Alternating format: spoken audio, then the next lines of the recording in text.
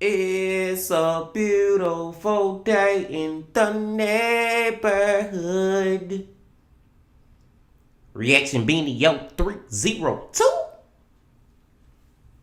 Day in the neighborhood. My brothers and sisters, the weather where I live at has been crazy as fuck the past couple days, y'all. Like, the sky be blue, the sun will be out, birds be flying through the air. Then 5 minutes later, man, the damn sky now is all dark and shit, cloudy. Then it'll start raining and thundering and lightning, and you just be like, where the hell this come from? You know what I'm saying? And it been happening for the last couple days, y'all. Only reason I'm telling y'all that is, long story short, short story long. If y'all hear some thunder or something in the background, my apologies. I can't help it. God's just doing his work right now. But I digress. It is Tuesday, my brothers and sisters. So y'all know who we finna go to. Mike from That Chapter. That Chapter Tuesdays. And the title of this video, this family was on a vengeful killer's hit list. I just don't like this title at all because it sounds like multiple people have lost their lives in this story. You know what I'm saying? Now, I wonder how many people did he try to kill all of the family, but he only got one or two of them? You know what I'm saying? Or did he get the whole family? Like, it's gonna be a crazy one, my brothers and sisters. But before we check it out, y'all know what y'all got to do. Get whatever you might need. Get what you need. That Chapter Tuesday, once again. Y'all got what y'all need, y'all ready to go? Then let's fucking go. Hey you, and welcome. My name is Mike, and in this old video, we are going into the wee hours of March 2nd, 2010. In the city of Darien, just outside of Chicago, Illinois, there was a crash, a bang, a wallop, and then a few more bangs. See, a call had come into the emergency services, a call made from a woman hiding in a closet. There had been a home invasion, and an entire family was at risk. But out of the who, what, where, when, why is the most interesting. So let's give it a go. Let's give it a go. And get whatever you might need. So this whole video takes us to the small city of Darien, home to approximately 22,000 fine folk. It's a suburb of Chi-Town, and get this, it is in the top 15 best places to live in the county that's in. Nah, it's great, no doubt, but come on, let's giddy up, because the story I'm about to tell you, they leave out of the tourism brochures. I hope. It all began on March 2nd, 2010. The silence of the witching hour was rudely interrupted. At 3:10 a.m., a panicked call came in to the Darien Police Department. It was from a 25-year-old woman hiding in the closet of her home. And she was saying someone had come in the middle of the night and opened fire. And they were still in the house. 911. I'm in my house. I'm shooting. I'm shooting. Who is shooting? How many times did you hear shooting? 10 times. 10 times. Do you know where it's coming from? In the house? Yes. I need help. Okay, the officer's on the way. Just stay where you're at, okay? Can you imagine being in that situation, my brothers and sisters? Literally, somebody in your house, you hear them shooting and you just praying to God in your closet that they don't come to you, because if they come to you, you already thinking that, you literally sitting right there thinking these are pretty much my last seconds. You know what I'm saying?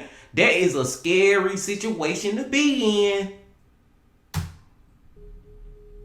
This was Angela Kramer, and the house was her parents' home, her family home. For all poor Angela knew, the rest of her family had already been shot to death. And she wouldn't be far off thinking that neither. Damn. This was in a nice, quiet neighborhood, and by all accounts, the Kramer family fit the same bill. They had this big, beautiful home, never had any interaction with the law, they were business owners or worked in education. Police rushed over minutes after the initial 911 call had been made. The first thing the police saw when they rocked up was a young man climbing out of the basement window, and they were thinking, what's the deal with this beeswax? But that would turn out to be Anthony Kramer, who was an older brother of Angela. He had been staying in the basement when he, like Angela, had heard gunshots in the house. Anthony and Angela would be the only two survivors, both extremely traumatized and in just shock over what had happened. The Kramer family was made up of Jeffrey Kramer, the dad, his wife Lori, and their 3 children. Anthony, 29, Angela, 25, and Michael, 20 years old. The family, longtime Chicagoans. Jeffrey owned Kramer's Towing, which does exactly what it says in the tin.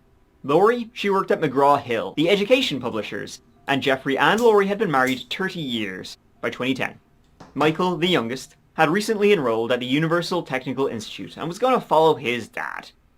The whole gang, lifetime Bears fans, White Sox fans, apart from Lori, who was a Cubs fan. And they were all known as generous with their hearts, their home, and their time. And now, Hey, I think it's safe to say too, y'all, and let me do this real quick. But I think it's safe to say that whoever came and did this, their intentions was to kill everybody. You know what I'm saying? Because for them to kill the son, then you trying to shoot the mama and daddy, but you left these 2 alive.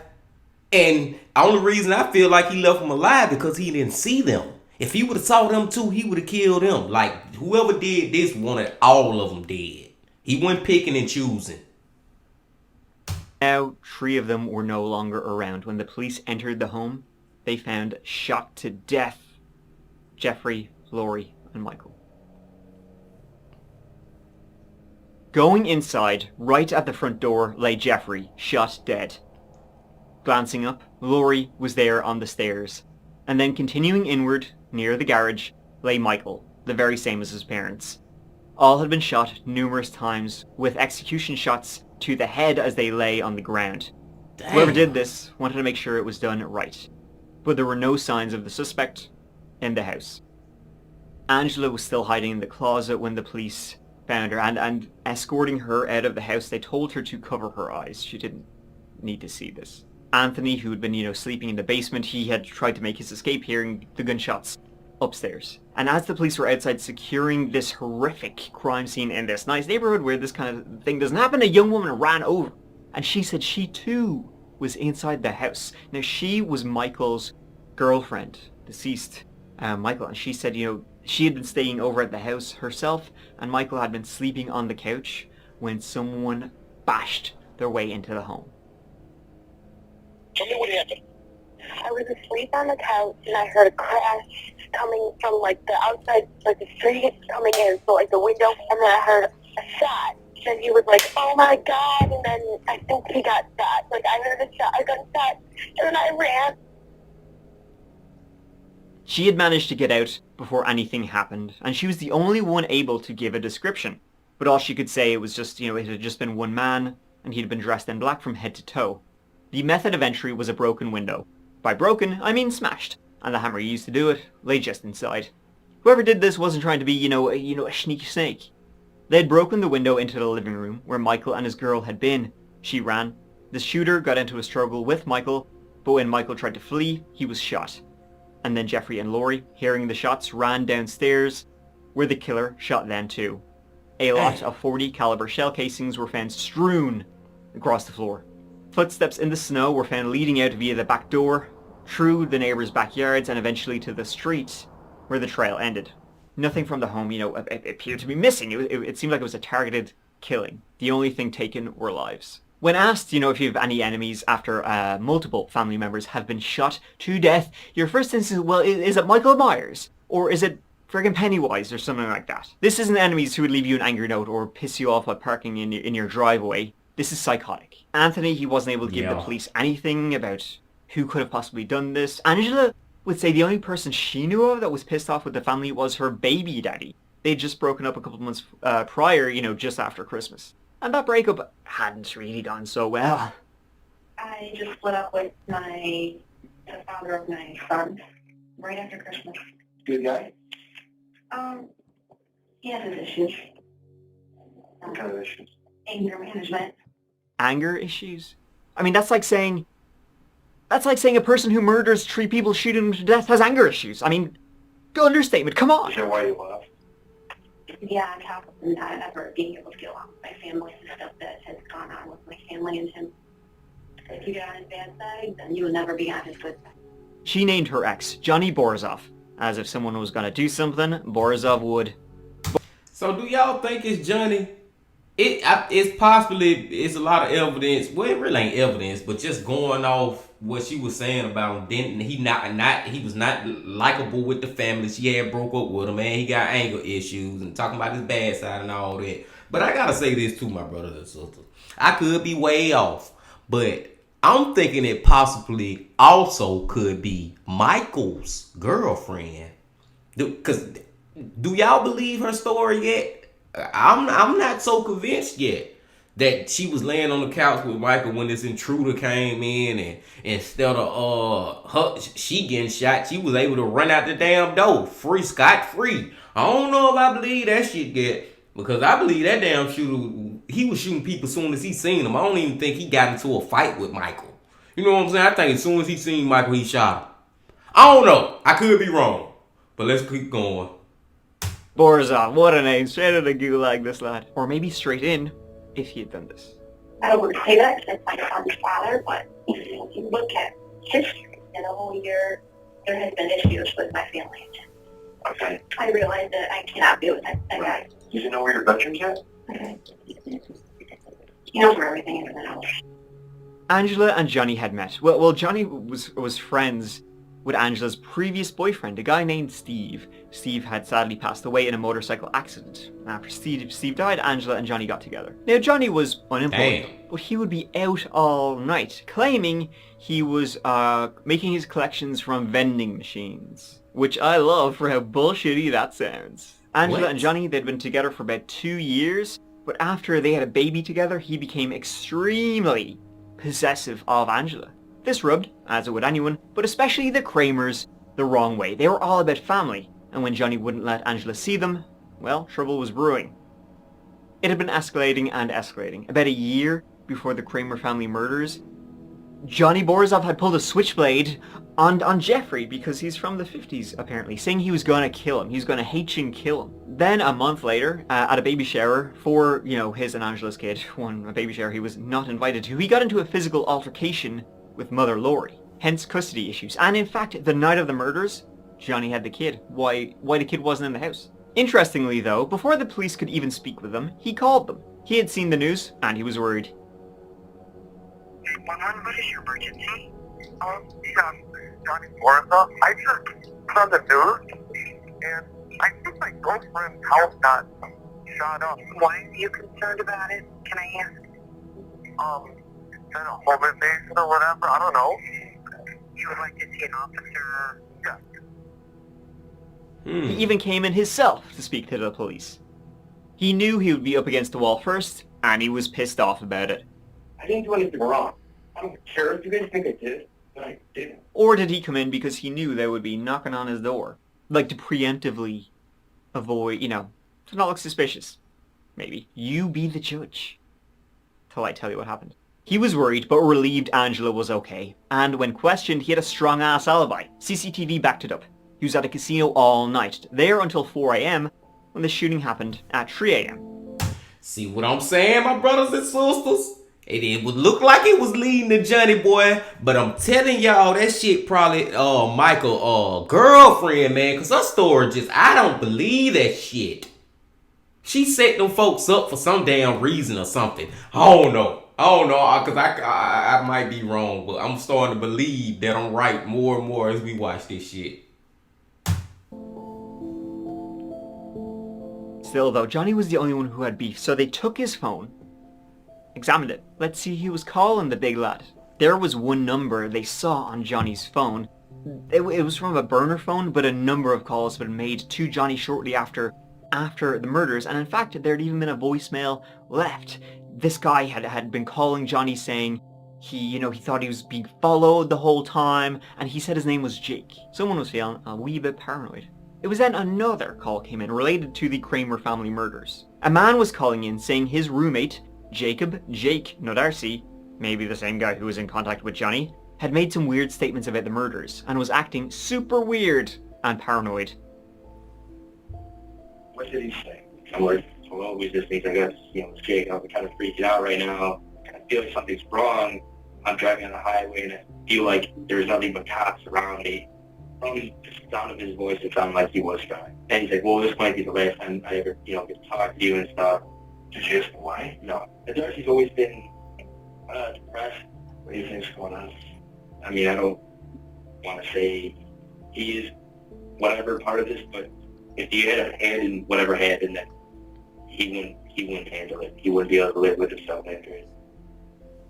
This guy also told the police that Jacob Nodarcy and Michael Kramer were good friends. They were all part of the same friend group. That was until a few months back when they had a falling out. So now you have two people linked who had a falling out. The falling out was that Jacob had lied to Michael about being friends with Johnny Borsev, who Michael obviously hated. The plot just got a little bit thicker. Now, Jacob Nodarcy would say he had been depressed since he was 10 years old, mainly due to his parents being strict Jehovah's Witnesses and not allowing him to hang out with others or basically do anything. If he did, he got the parents' daily special, the knuckle sandwich. To cope, drugs and alcohol it was. But Jacob Nodarcy's life, it was going downhill. So he was friends or had been friends with Michael Kramer. They all hung out in the same friends group, but two of his friends, his really close friends, had recently died. He walked in on his girlfriend getting railed by another one of his best friends, so he was not in the best mental state at the time. And Jacob met Johnny when Jacob bought drugs from him. When they met, Johnny told Jacob, oh yeah, I'm part of a big drug dealing gang. Don't tell anyone though, and definitely don't tell anybody that, we're tight. Michael though did find out later, hence the falling out. But, Booty, where was Jacob Nodarcy now? On the run, mayhaps? It looked that way when the police discovered that only a few days before the murders, Jacob had purchased a .40 caliber handgun. Wow. Tracking the burner phone, it was traveling south to Florida. Jacob's parents were in Florida. He was beating a path there, knuckles white against the steering wheel, tears streaming down his face, seeing the flashes of blue and red every time he looked in his rearview mirror. While hitting the dusty trail, hitting the bricks on his way to Florida, Jacob Nodarcy even dialed 911. He was so paranoid about being followed and that they were onto him.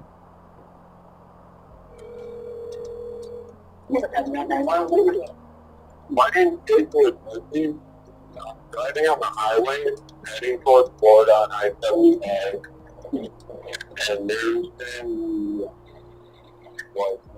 7 cars or so, and they're constantly flashing their lights, and they're behind it, chased by some random cars for a long time in Indiana. I have a feeling that they're cops, their brother or something.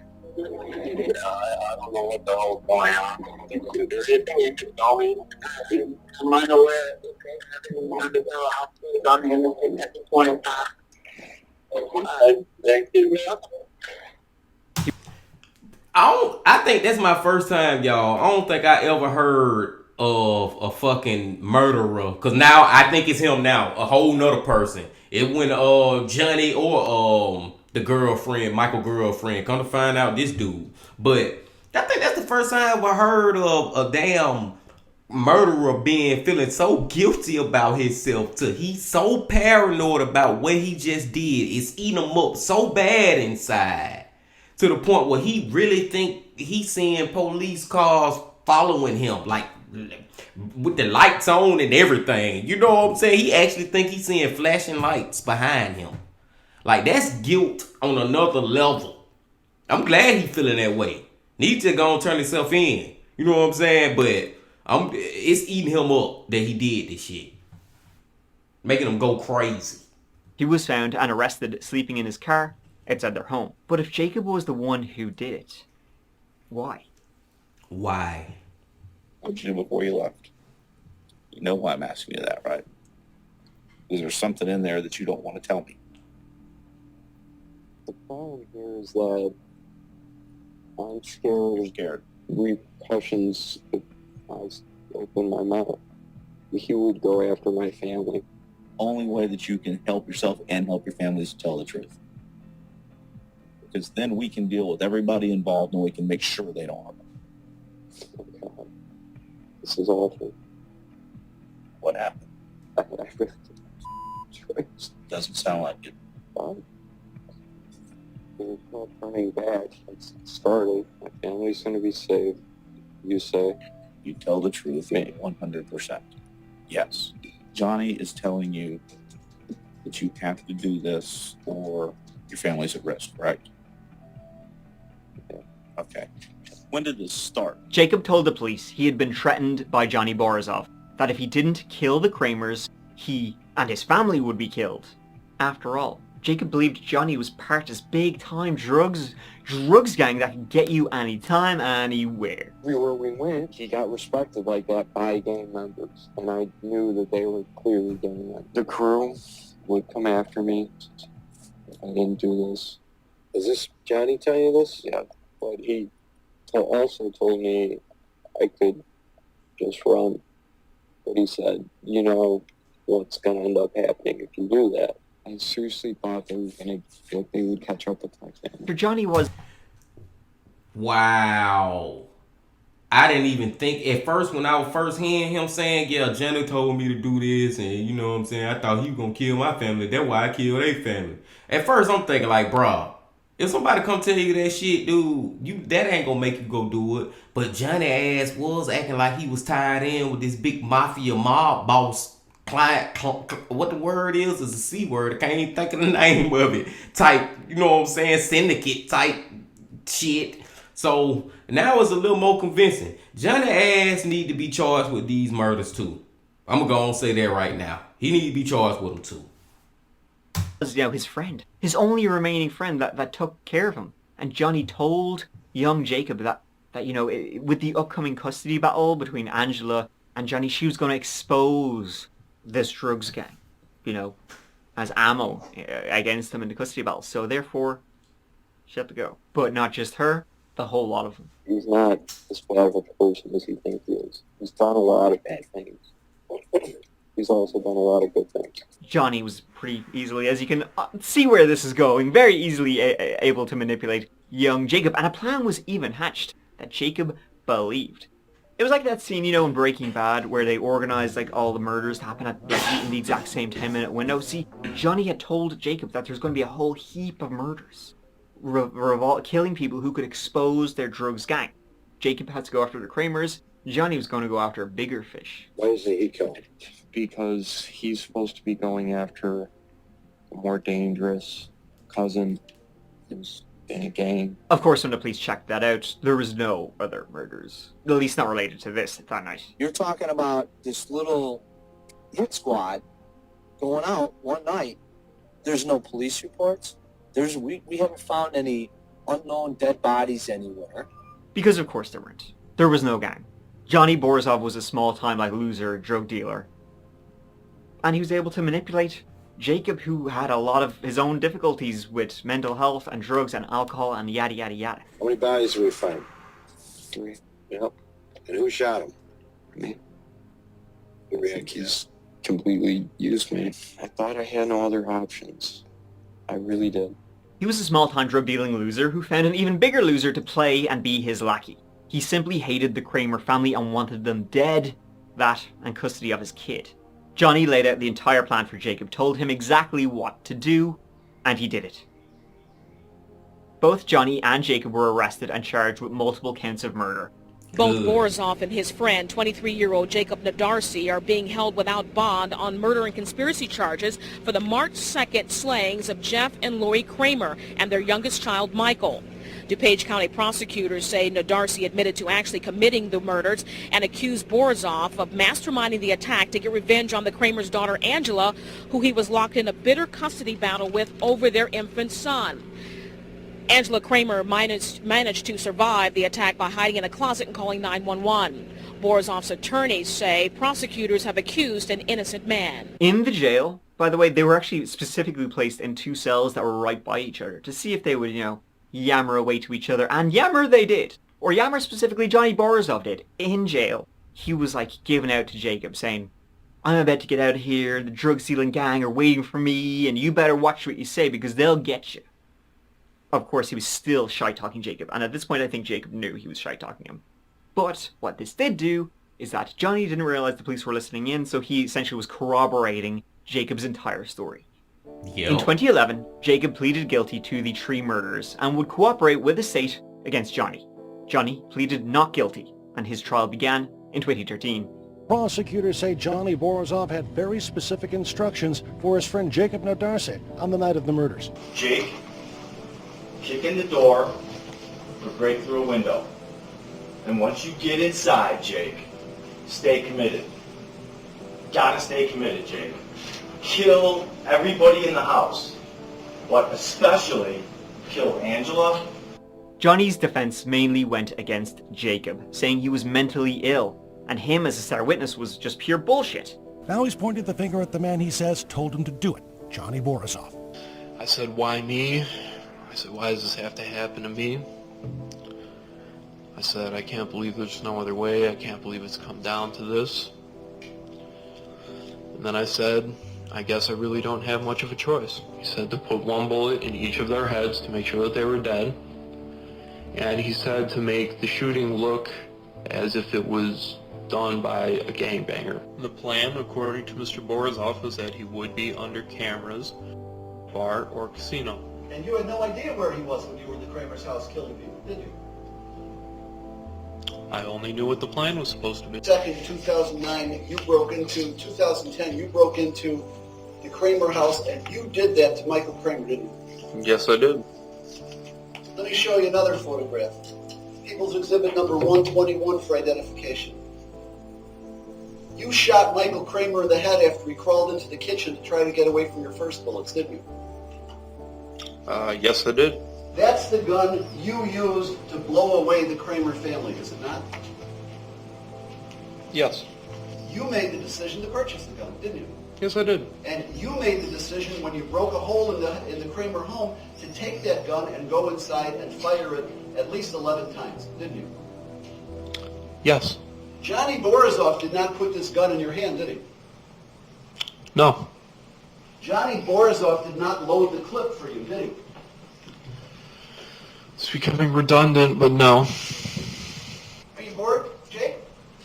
No, I'm bored a lot in jail. This is kind of exciting for me. The jury would find Johnny Borisov guilty on all 3 counts, and he was sentenced to life without parole. Jacob. Good for his fucking ass, man. Thank you, man, because for a second, y'all, I was a little concerned. I was worried, man, is he really gonna get charged? But no, man, I just want to talk about that whole little exchange right there real quick. First of all, Jacob, it's so odd how he holding the gun and just saying, yeah, he being so honest, and we can't even, get mad at him for being honest. You know what I'm saying? He telling the truth. He telling what happened. It's just like he really don't fucking care about it. You know what I'm saying? But the one thing I gotta say, y'all, I gotta say this, man. I believe that he actually was manipulated by Johnny. I'm not saying that it make it right what he did or none of that, but I believe that Jacob actually believed that Johnny was a part of some big crime family, some cartel, that's the C word I was looking for earlier, that gonna kill his family if he don't kill the Kramers. I believe that Johnny actually believed that shit, man. It's really people out here in this world that we live in that can be manipulated like that. You know what I'm saying? I have seen it in real life, met people like that. Hell, I see it on the internet, especially in crypto. I'm a cryptocurrency guy, and I have seen people. I see that every day in crypto. People getting manipulated because of their hopes and dreams of trying to become a millionaire. You know what I'm saying? So I actually believe that part though. But this shit still crazy, and I'm glad both of them gonna do the time for their crime. Darcy was sentenced to 75 years in prison. For the terrifying minutes you spent inside the Kramer home, You must now spend hopeless years inside a prison cell. Good. And that is the story of the Kramer family murders and how one sick, twisted individual got revenge that against custody, against the family who seemed like a great family. They just didn't like him because he was, in fairness, a dickhead. And he got a naive idiot to do his dirty work for him. It's always amazing to find people who are this stupid. I mean, both of them. Though Johnny Borisov, still in prison as far as I can gather, his mother Christine says he's innocent. And she's, part of all the freedom projects there. In fact, they're arguing for Johnny Borisov's release, saying he's on the way out due to severe diabetes, kidney disease, and congestive heart failure. Sorry, but I'm not convinced he has a heart. Johnny now. Please, Johnny now. Please, Johnny Borisov. Please, them all. Please, them all. Say, please, Johnny Borisov. Please, Johnny Borisov. I would say he does. Did y'all just fucking see that? See, that's the example of what I was just talking about earlier. People can just be so damn manipulative and actually believe bullshit. Now, are you kidding me? Them people out there really trying to say free this man after what the fuck this man did? That is, I don't know why it blow my mind, but the human race just will never cease to amaze me. Deserves as much empathy as he showed to the Kramer family, but deserves got nothing to do with it because he did it. By the way, that was allegedly 90 days to live back in December 2021, and by August of 2023, he's still kicking. So she'll lash him in there for a couple more. She's grand, not a bother on him. Thank you so much for watching. I really appreciate you taking the time to watch this whole video with Misha. That means a lot. Thank you. Yeah, listen, check out the That Chapter Patreon, where there's a whole heap of exclusive videos and early access videos and that sort of thing. Check out the That Chapter... What else do I have to sell? Check out the That Chapter podcast for a load of exclusive stories that I only tell in the podcast, from paranormal stories to lots of dark history stuff, Twitter and Instagram and all the rest of it. Yeah, whatever. Yeah. Listen, next whole video, couple of days, so please give it a go. But until then, look after you. Because I love you. Mike out. My brothers and sisters, I wish that one would have kept going. Like, Mike, that was a good one, bro. I wish that bit would have been like an hour long. I almost kind of felt like I was watching some type of movie, documentary with that one that I was real into. Like, trying to see the next plot twist. Like, it had a lot of plot twists. And those plot twists had me wrong. Because I was stuck on, man. I was stuck on that. It was the girlfriend. I just ain't blocked by her story of her saying she was sleeping on the couch with Michael. Then she ran out the house and all that. You know what I'm saying? I wasn't buying that shit. But apparently, yeah, that's the truth. But that had me. Then Mike brought Johnny into the picture. So I'm like, okay, now yeah, it's probably Johnny. More than likely it's Johnny. And then, but when Johnny had the alibi of him being in the casino all night with the CCTV footage, I'm like, okay, well, go back to the girlfriend. It gotta be the girlfriend. Like, Mike had me going back and forth, man. He had me switching and turning and all that. But bringing Jacob into the pictures at the end was just crazy. That man really got manipulated, y'all. I really believe that. I believe that man got manipulated into doing that shit by Johnny. You know what I'm saying? Because for most of us out here, we wouldn't go for that bullshit. Even though this man acting like he part of this cartel and all that. But most of us wouldn't believe that he really... Man, I wish somebody would come up to be telling me about they in a mafia and all that. You know what I'm saying? Like, come on, bro. But some people really can believe shit like that. And he just fell victim. There's a lot of victims in this shit. Jacob was victim too. He a murderer. And I'm glad he doing his time for his crime. But... he a victim of Johnny. This shit crazy, man. Mike did an amazing job. My brothers and sisters, long story short story long.